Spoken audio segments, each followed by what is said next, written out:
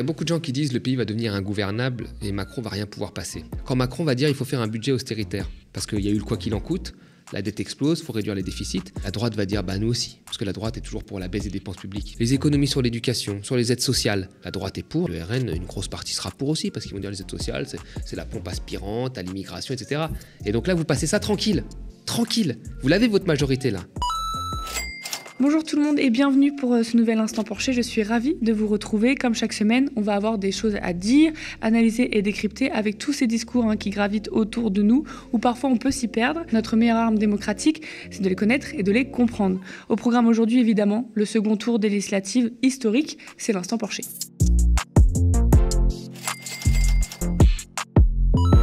Ça y est, on sait à quoi va ressembler notre Parlement et tout est bousculé ensemble à 246 sièges, la NUPS 142, le Rassemblement national 89, LR UDI 64, la gauche 13, la droite 9, les régionalistes 6, le centre 5 et l'extrême droite 2 sièges. Et on note un fort taux d'abstention à 53,86%. Alors on y reviendra, car ce ne sont pas tout à fait les mêmes qui se sont abstenus. Gros tour de force pour la NUPS, LFI passe de 17 à 72 députés. ELV ont 23 sièges, alors qu'ils n'en avaient aucun.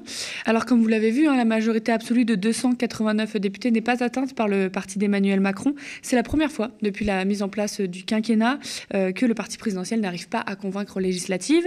La NUPS a réussi à s'imposer en première force d'opposition et le duel fut rude. Pour les 61 cas où s'opposait la NUPS au Rassemblement national, seuls 7 candidats ensemble appelaient ouvertement à voter NUPS et 10 candidats disaient qu'aucune voix n'aille au RN. Et la NUPS n'est pas la seule à faire une percée. Le Rassemblement national obtient 89 sièges à l'Assemblée et peut peser très fort.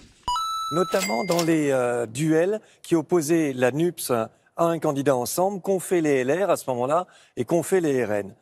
Les électeurs républicains, les LR, ils se sont abstenus, semble-t-il, à 35%. Et ceux qui, ensuite, ils ont voté pour ensemble à 60%. Donc on voit bien qu'on a eu un apport là assez substantiel. Et 5% pour la NUPS. En revanche, les RN, ce n'est pas du tout ça. Les RN, dans cette configuration-là, ils sont restés chez eux pour 1 sur 2. 52% n'a pas voté. Et surtout, 30% a voté plutôt pour la NUPS et 18% seulement pour Ensemble. Donc vous voyez que dans la chute aussi de Ensemble, il y a cet élément qui a joué. Une partie des électeurs RN, j'ai envie de dire, qui a voulu se payer quand même Emmanuel Macron et ses candidats en allant voter beaucoup plus pour la NUPS que pour Ensemble. C'était la consigne de vote de Louis Alliot, par exemple, pour faire tomber Castaner. C'est cela, en fait. Ils l'ont fait. Ils l'ont fait. Et puis on a également, quand on était dans des duels NUPS-RN, qu'est-ce qui s'est passé du côté des électeurs d'Ensemble? Alors là, les électeurs d'Ensemble, ils ont refusé ce cas de figure. À 72%, ils sont restés à la maison, ils se sont abstenus. Et puis il y a quand même une petite majorité relative, 16%, qui serait allé voter quand même pour la NUPS, contre 12% pour le RN. Et c'est l'inverse chez les LR, ce qui peut aussi expliquer le bon résultat du RN ce soir. Chez les LR qui se voyaient offrir donc un duel NUPS-RN, eh bien 58% sont restés à la maison, mais 30% sont allés voter à ce moment-là pour le RN et 12% seulement pour la NUPS. Alors Thomas, que disent les résultats des législatives sur les forces en présence ? En fait, ils confirment pour la première fois ce qui s'est passé un peu à la présidentielle. On a ces 3 blocs qui sont là, qui apparaissent. On a le bloc de la majorité présidentielle, qui est important et qui est le bloc majoritaire, même s'ils n'ont pas la majorité absolue. Puis on a le bloc de l'Alliance des gauches, la NUPES, et on a le bloc d'extrême droite avec le RN.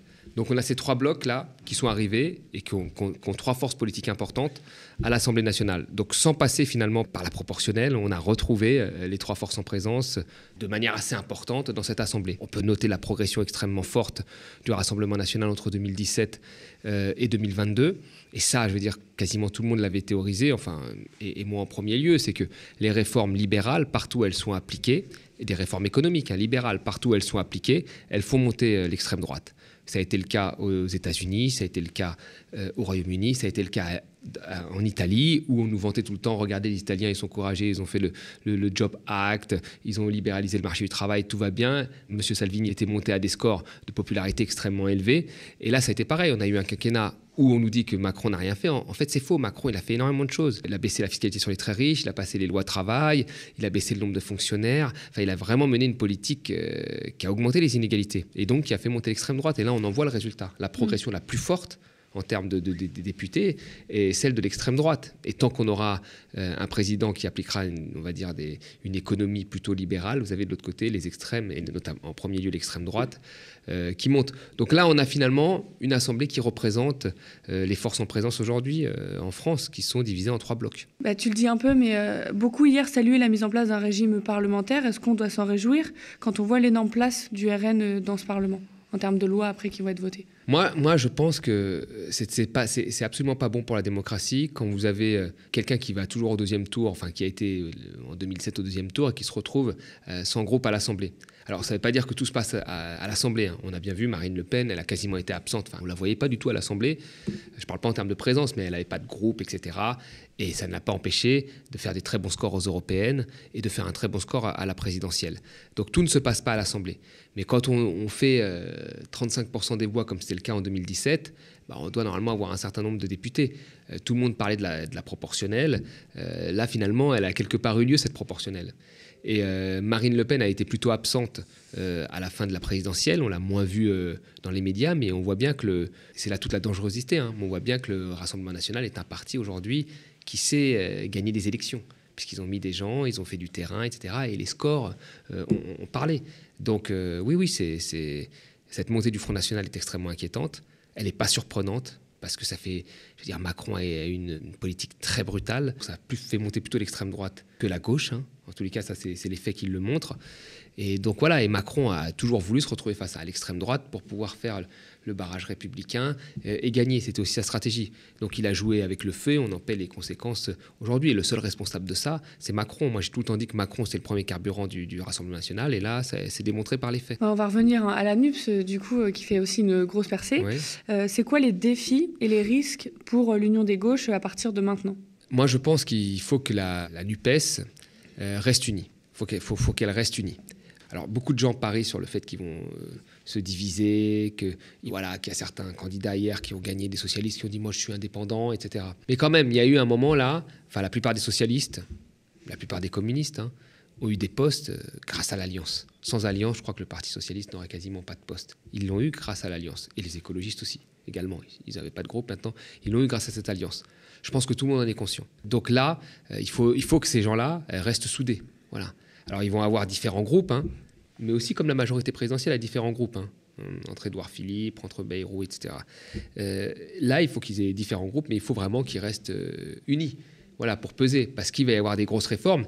Et là, quand on voit un certain nombre de réformes, l'alliance de la majorité présidentielle d'ensemble avec la droite peut faire passer pas mal de réformes économiques. Et puis on se demande, beaucoup se demandent comment va être gouverné le pays avec une telle assemblée. On n'a que très peu vu ce cas de figure, pour ainsi dire jamais. Donc comment ça va se passer, tu penses? Alors il y a beaucoup de gens qui disent que le pays va devenir ingouvernable et Macron va rien pouvoir passer. Je ne suis pas aussi sûr de ça. Il faut faire très attention à ça.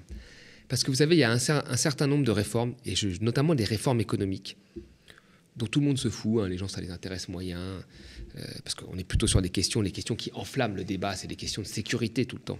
Sécurité, immigration, il y a un certain nombre de questions comme ça qui enflamment le débat. Les questions économiques, jamais. Donc quand Macron va dire « moi je veux la retraite à 65 ans », est-ce que la droite va s'opposer à ça? Elle va dire « bah non, nous on la veut à 67 ans, ou 70 ans, ou je ne sais quoi d'autre, mais ça va dans le bon sens, donc on va voter ». Voilà. Quand Macron va dire « il faut faire un budget austéritaire », parce qu'il y a eu le quoi qu'il en coûte, la dette explose, il faut réduire les déficits. Je propose un budget austéritaire fort.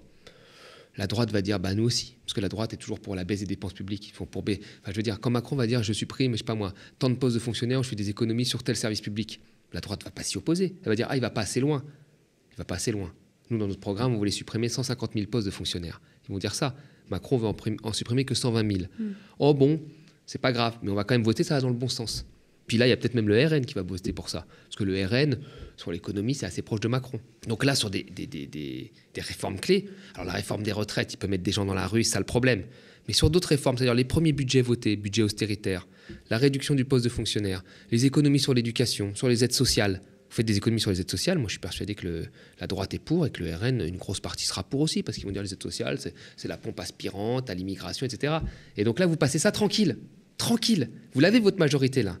Et Macron, c'est ça qui l'intéresse au départ. Et puis après, ça va se disputer un petit peu sur une histoire, un fait divers. Ah oui, il faut plus de sécurité, Macron n'est pas ferme, parce que là, on joue sur 2027. Mais sur les mesures importantes de l'économie, il y en a plein qui vont passer. Et avec l'extrême droite. Donc Macron n'est pas si isolé qu'on le pense dans les réformes qu'il doit faire. Et en fait, ce qu'il importe, lui, Macron, c'est quoi? C'est que là, on a besoin de toucher un peu d'argent du plan de relance européen. D'accord? On a besoin de ne pas trop se faire taper sur les mains par l'Allemagne en Europe. Et l'échange, c'est quoi? Ça a toujours été le cas, partout. C'est de montrer qu'on fait des réformes structurelles, des réformes économiques. On économise un peu sur l'hôpital, on économise un peu sur l'éducation. Bien sûr, on joue sur les mots comme Macron le fait. C'est-à-dire que, vous savez, en fait, les dépenses doivent augmenter chaque année en fonction de la population, en fonction de l'inflation. Et là, on va moins les augmenter. On va dire, mais si on les augmente, mais on les augmente moins que l'inflation, moins que la population. C'est-à-dire que par tête, ça diminue. Mais on va dire, oui, on va les augmenter. Et là, vous allez avoir la droite, l'extrême droite, qui va dire, aucun problème. Donc, moi, je pense qu'il a sa majorité. Donc, il ne faut pas dire que le pays va être si ingouvernable que ça. Ça va crier, on va tous se montrer parce qu'il faut passer à la télé, etc. Et puis, si tu fais un petit clash, tu passes à la télé et tu es content. Mais sur le fond, les réformes vont continuer. Est-ce que c'est tenable, du coup, pour Emmanuel Macron et Elisabeth Borne? Est-ce qu'ils peuvent se permettre la dissolution vu des scores extrêmement serrés, On l'a vu, Elisabeth Borne, elle a gagné à 1 ou 2% d'écart dans sa circonscription dans le Calvados. Est-ce que c'est tenable pour eux? Est-ce qu'ils peuvent risquer... Je répète un peu ce que je dis dans la question précédente. C'est-à-dire que là, si Macron il arrive à passer ces réformes qui lui tiennent à cœur, c'est-à-dire la réforme des retraites et des budgets un peu plus équilibrés, parce que c'est ça en fait qui lui tient à cœur au fond. Je veux dire, Macron, il a fait sa campagne de 2017 quand même sur l'économie. Il n'y a pas de souci.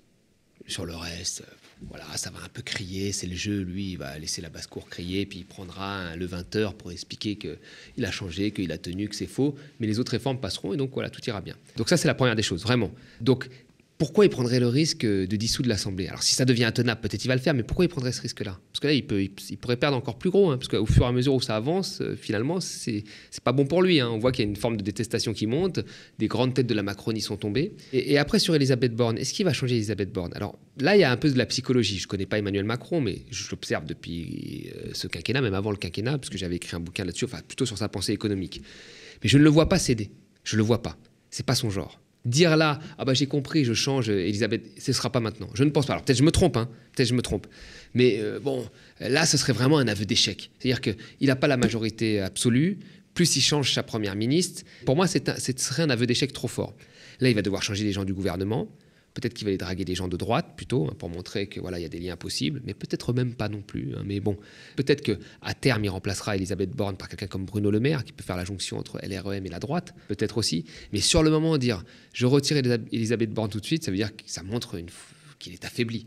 Et je ne le vois pas, Emmanuel Macron, ce qu'il nous a montrer à ce point qu'il est affaibli. Non, il va la garder pour dire « je la garde ». Et puis, le rôle du Premier ministre chez Emmanuel Macron, c'est pas grand-chose en réalité. C'est ça son Premier ministre. C'est tous décident à l'Élysée. Il a toujours pris des Premiers ministres qui étaient peu connus du grand public. C'est lui qui les a faits en réalité. Édouard Philippe et M. Castex ont été faits par Macron. Donc là, il prend Elisabeth Borne, c'est une femme. Alors peut-être qu'il a dans son pari, il s'était dit une femme de gauche. Donc ça va calmer un petit peu les gens de gauche, mais visiblement, il ne sait pas trop ce que c'est d'être de gauche, parce qu'elle avait voté quand même des réformes dures dans l'assurance chômage. Mais je ne le vois pas changer comme ça. Donc moi, je pense qu'il va y avoir un remaniement à l'intérieur avec ceux qui ont perdu, peut-être quelques secrétariats au ministère en plus, qu'il n'y a pas eu, mais je ne vois pas tout de suite le remaniement. Mais à terme, il est possible, et moi je pense que là, il mettra quelqu'un comme Bruno Le Maire qui peut bien faire la jonction entre la droite et LREM, avec un positionnement plus économique très bon et aligné à celui de Macron. Donc là, ça plaira à tout le monde. Là, il n'y a pas de souci. Mais pas maintenant, je ne pense pas. Alors, dans tout ça, il y a un homme, Jean-Luc Mélenchon, qui ne va pas devenir Premier ministre parce qu'ils n'ont pas eu la majorité absolue. Qu'est-ce qu'il va devenir? Alors, je pense que Jean-Luc Mélenchon, ça a été tellement haut. Enfin, c'est vrai que ça a été loin, là. C'est-à-dire que il a fait 3 présidentielles, chaque fois il a fait plus. Tout le monde s'est dit qu'après 2017, une grosse partie des gens ont dit qu'il n'arriverait pas à refaire l'exploit, il a été encore plus loin. Puis là, il a réussi sur les législatives, à quand même transformer ces législatives en un 3e tour. C'est quand même impressionnant.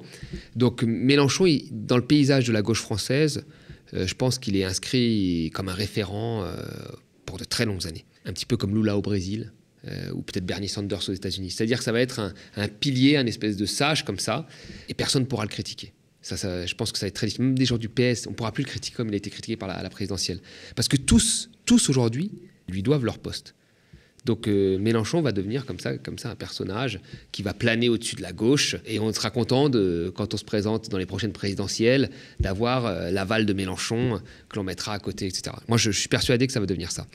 Après, voilà, là, il est essentiel dans l'alliance, c'est-à-dire que c'est lui qui incarne quand même toute cette alliance. Donc, je pense que sur les prochaines les prochains mois, un an, on n'arrive pas à identifier, mais au moins pendant un an, c'est lui qui va être un peu chapeauter ça, etc.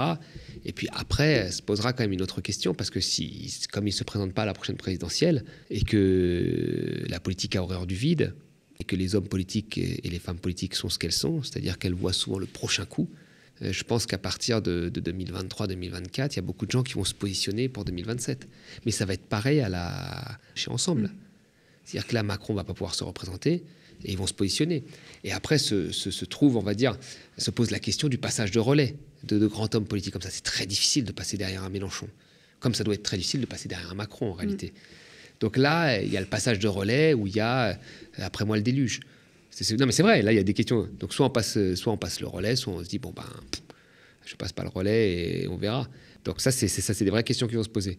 Mais Mélenchon incarnera tout le temps, moi je pense, dans le paysage d'une gauche vraiment de gauche, hein, pas d'une gauche vendue au centre, comme l'incarnation de quelqu'un qui a réussi à faire une très bonne campagne et qui devra valider un peu les décisions, mais un personnage important quand on se présentera dans des élections. Ça c'est sûr, j'en suis persuadé. Et tu vois qui alors pour lui succéder? Mais quand vous avez quelqu'un qui a un tel poids, c'est ce que j'ai dit, c'est très difficile de voir. Après, il y a des talents qui sont montés et que là, on connaît bien maintenant à la LFI. Mais je vois aussi, moi, des gens qui vont du côté d'Europe Écologie Les Verts se dire pourquoi pas moi. J'ai pas de souci. Je pense qu'aujourd'hui, même ceux qui restent du PS, que je ne porte pas forcément dans mon cœur pour ce qu'ils ont pu faire avant, je les vois plus se vendre à Macron. Je pense que ça y est, ils ont compris. C'est fini. C'est-à-dire que ils pourront plus dire cette réforme c'est pas mal, faut supprimer 100 000 postes de fonctionnaires, c'est bien. Enfin, ça ils l'ont fait avant déjà. Ils ont fait la loi travail, ils ont fait tous ces trucs là et le CICE, ils ont fait plein de trucs dégueulasses avant. Mais là ils le feront plus. Là je pense qu'ils le feront plus. Donc je pense que sur les votes, ils vont être assez uniformes en fait.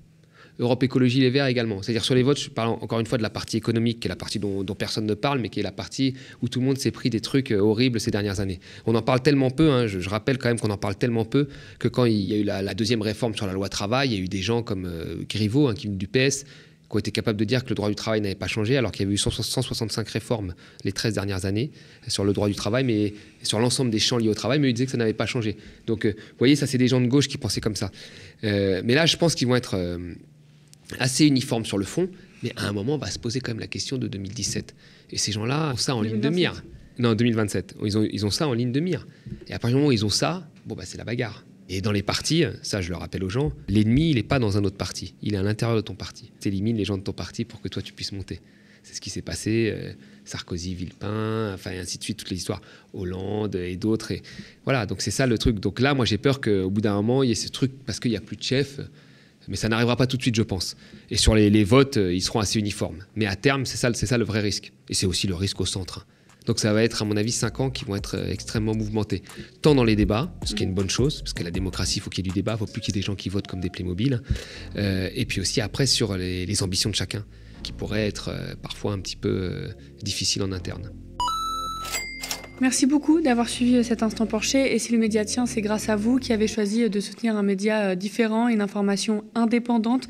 Soutenez-nous sur lemediatv.fr/soutien. Nous sommes ravis de décrypter l'actualité avec vous et avec Thomas chaque semaine. Merci de toujours nous suivre. Merci pour tous vos pouces en l'air et vos commentaires sous la vidéo. Spectateurs, abonnés, donatrices et sociaux, je vous dis à la semaine prochaine. Au mois de mars, le média était au bord du gouffre. Et il s'en est fallu de peu pour qu'il disparaisse. Mais grâce à votre mobilisation, nous avons tenu bon. Merci à vous.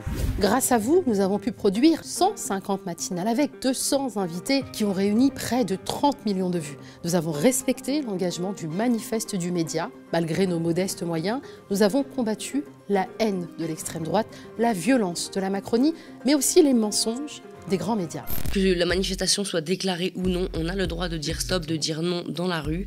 C'est un droit, c'est légal, et voici la réponse. Quand j'entends le mot violence policière, personnellement, je m'étouffe. Je n'ai pas besoin de vérifier que la France soit prête. La France est prête.